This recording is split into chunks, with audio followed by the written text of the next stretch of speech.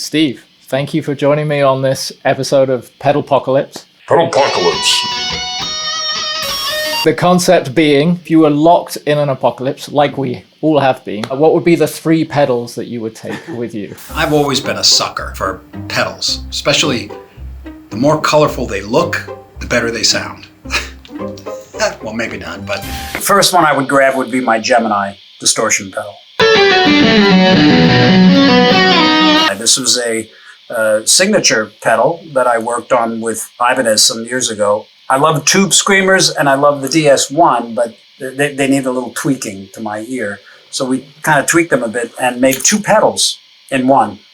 This left side is a little more of a friendly kind of distortion. It's smoother, has a little more compression. And I use this when I already have somewhat of a dirty tone.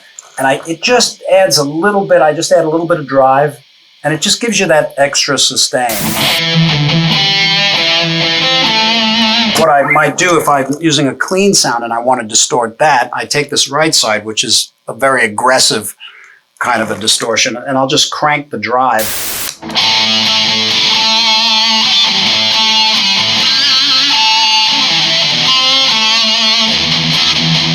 Pedalpocalypse. I got this when I was 14. Oh, this is a really cool pedal that Dweezil Zappa made for me. This I've had for quite a while. Neutron biphase. It just does, it completely molests your notes. If I was on a desert island and I couldn't bring my fractal because the Axe-Fx 3 is like a space station, without that, I usually don't go anyplace without a little delay. So this DD7 is a beautiful workhorse for delay because it has a lot of options such as stereo ins and outs, which give for a real stereo delay. So to give you an idea of what that sounds like, so you can hear like a ping pong, and I would use that pedal to set that up, but then I can beef it up a bit. Just a little more, and then with the distortion.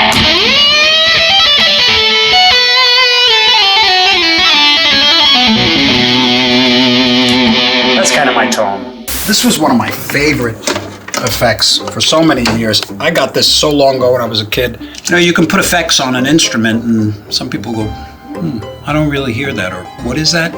Not with this thing. You know, the flanging in this says, I am a flanger. Pedalpocalypse. Well, the third pedal would be some kind of a wah-wah, okay, because I like wah-wahs. Delay, distortion, and wah-wah. And I just like it. And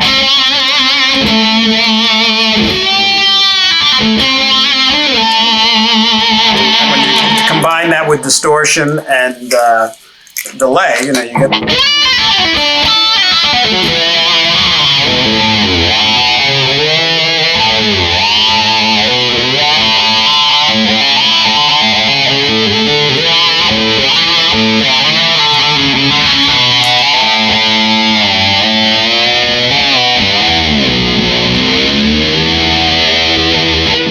I give a lot of pedals away, you know, when I'm not using them, and I just keep the ones that I know I got in my back pocket in case I need them and I know what they're going to sound like.